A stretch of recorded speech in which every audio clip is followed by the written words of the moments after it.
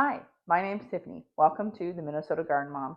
On today's video, we're actually going to be talking about pepper varieties and seeds. If you love seeds, then please stay. If you are not a seed variety person and it just glosses right over you, this video is not for you. Feel free to go check out one of my garden tour videos or some of our other content. If you're still here, I'm really excited. You probably love seeds just as much as I do. And this is pepper seeds, you guys, all the pepper varieties. I have started growing my peppers very densely together. I'm having a 4 foot depth bed and I'm planting them 3 deep in staggered lines so that I can have even more peppers, but then I also put in flowers and herbs, particularly dill, sage, and basil. And for my flowers, it's usually just marigolds. They do a really good job of keeping the pests away. And time to get into those peppers. So I will say, this is the only one that is not one that I actually eat. I have a firecracker pepper right here. And I really enjoy these ones for ornamentals. Uh, they're fun, they look pretty, and I go with it. Now, here is their pimento pepper. I love putting pimento peppers in my hot dishes in the wintertime, and this has been a great one. It's done just fine growing here in Minnesota. I haven't had any troubles with it. That is also, I should state that I do start my peppers pretty early. I start them in January and February. Typically, January, they take a long time to germinate, and then I have them growing by February, and that way I can put out some good plants. I do this so that I can have more than one harvest of peppers. Next on our list is the lilac bell. I've grown these ones here as well. They've done a great job. If you let them stay on the plant longer, they actually start to mature and change a different color than purple. It started going almost like a yellowish, and I'm sure that's completely normal, but I really like having the purple color. The flesh on the inside is like a whiter green. We have our Sunbright bell peppers. I have not grown these ones before. This will be a first time growing these ones, so I will have to let you know about this one. We have some seeds that I picked up from the dollar store. These ones are just sweet peppers grand bell mix. I've grown these ones here. They get very nice and big. I actually have one right here. Just a beautiful pepper. I just picked this one last night because I saw it and didn't want animal, dog, weather, what have you, come at this one. I was very excited to go pick it.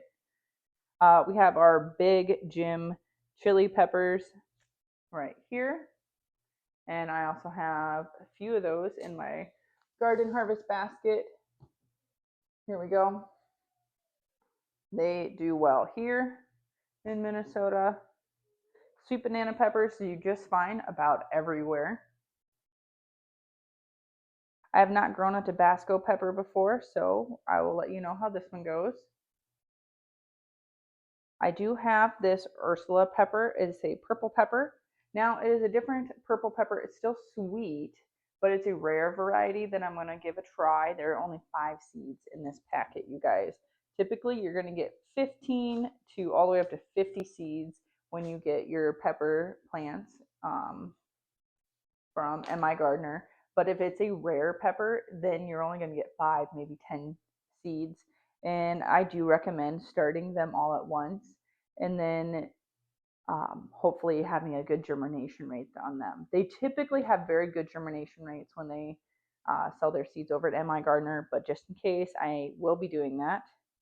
Here we have a red Corno de Toro pepper. I have not grown these before, but I heard very good reviews on them. They get to be about 6 to 8 inches long, pretty close to that last pepper I just showed you. The Anayam chili pepper, this one's going to be used for making some chili powder and some green chilies to add in for my family members that don't like the spiciness level of chilies as much. My husband actually asked me to grow these ones. We have some shishito peppers. I was watching a review of some other peppers that were being grown, And he said, "Do we grow those ones?" And I said, "No." He's like, "Can we?" And I said, "Certainly." The more that he gets into the seed varieties, the better, because that means I can order more seeds. We have some habanero orange peppers here. They do very well here in Minnesota.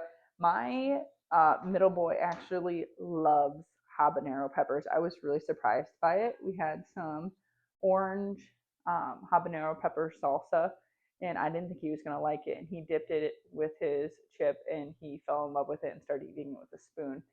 And even though he's going, spicy, he evidently really liked the spice and kept eating it. Now, my oldest son is not that way. He only likes a sweet pepper. We have the Santa Fe Grande pepper. These get about 3 inches long. Much better pickling pepper, as well as a fresh snacking pepper. A little bit of heat, nothing too serious. We have some sugar rush peppers here. Now, these ones are going to be a bit, they say it has like a peach flavor in itself. And these ones are going to be really good for snacking, salsas, and sauces. I don't think I'm going to do any sauces with it. Just mainly for canning and then for the fun of eating. We have a Pequeño yellow pepper. These are very tiny little ones. They almost like a beak. They're like this big. I've tried them before, have not grown them myself. So I will let you know how they do for Minnesota in the following year. This is a 500 to 1,000 Scoville units, so it's not very hot. We have some Jimmy Nardellos. These are not a hot pepper. This is going to be a fresh eating pepper for my family. We have tried them before and we really liked them. Again, unsure on the growing ability here in Minnesota, but I got the one that I ate before from a neighbor and they grew it just fine. So my assumption is it should also do fine in my garden, but we will see. This is a miniature yellow bell. I grow tons of bells already, so it shouldn't have any problems with it, but I've never grown miniature bells before, but they're supposed to be very prolific. And I was seeing a lot of people saying that they actually got more pounds of peppers from the mini peppers than they did from the large bell ones. And that could be because those large bell peppers take longer to get to a full maturity. If you're picking a green pepper, then you're going to get them a lot sooner, versus if you're picking a red or yellow or orange pepper, it takes longer to hit that color change. And then with that, I also got some miniature red ones as well because color. And then I have the big red bell peppers too still.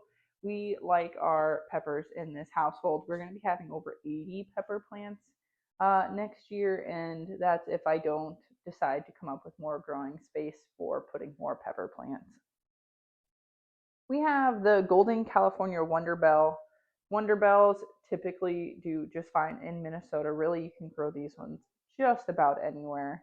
They do just fine about 75 days for maturity, and so they're pretty commonly planted by just about anybody that grows regular bell peppers. The Keystone resistant giant bell pepper.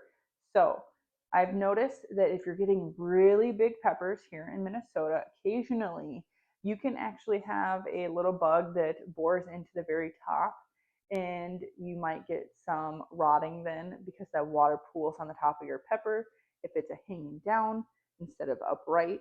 Because occasionally, if you're growing your peppers, you'll see them pointing upwards, even the big ones. They just haven't bent over, they're being held by the branches.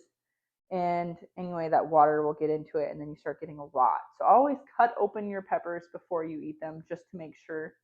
So I'm hoping this resistant one does a little bit better for the really large bells. That doesn't happen too often here in Zone 4B, but it does occasionally happen to me. It's very sad because peppers take so long to grow and I thoroughly enjoy them. I could go to the store and buy them, but I was stating how my family really loves peppers. We go through a lot of them. I love throwing them in just about anything from breakfast, snacking with lunches, and then throwing them into our dinners and having them sauteed up or fresh, depending on how I feel. This is my lilac bell. I have 2 packets of those because I got a few more seeds. I do not seed save my peppers because since I have them all planted together in a big row, then they can cross pollinate and you could still save those seeds and plant them. If I had more space, which maybe sounds wild to some of you guys to save more space for it, but if I had more space, then I might be a little bit more ambitious to try and save my seeds and replant them because they actually do germinate really well. But if it's been cross pollinated, it's not going to grow true to what the mother plant was. I have some tame jalapenos. These do great here in Minnesota. I have some of those ones as well. Let's see. Here we go. I have some really smooth ones because I just got those picked yesterday as well. But here to show you, I missed this one on my last harvest and it's all cracked. And some of you might think, ew, gross, it's probably not good. It's pretty calloused over, it's fine. You can still eat these ones. I won't can with this one, but it's still fine to dice it up and throw it into a dish. I have 2 cayenne peppers here. We dry out our cayenne peppers and then powder them. We go through a lot of cayenne pepper for our adult dishes. They do pretty well. They're not a large variety of cayenne pepper. This is a short variety. And then I'm gonna have some purple cayenne peppers. These ones are supposed to be quite a bit bigger, 3 to 5 inches, versus, you know, this one is probably only at the most 3 inches. And I'm hoping that these ones do just fine in our climate because if I could just grow some bigger peppers then that would be fine, and hopefully they would also dry out just as well for powdering into spices. So here is our video on peppers. I hope you enjoyed it. If you enjoyed this, please hit that like button. Think about subscribing if you would like more of this kind of content. And also, if you want to, you can go next to a garden tour or keep following this playlist for other seed starting ideas for seeds here in Minnesota that grow well or things that I plan on growing, and I will tell you about them later how it goes. Have a good day. Bye.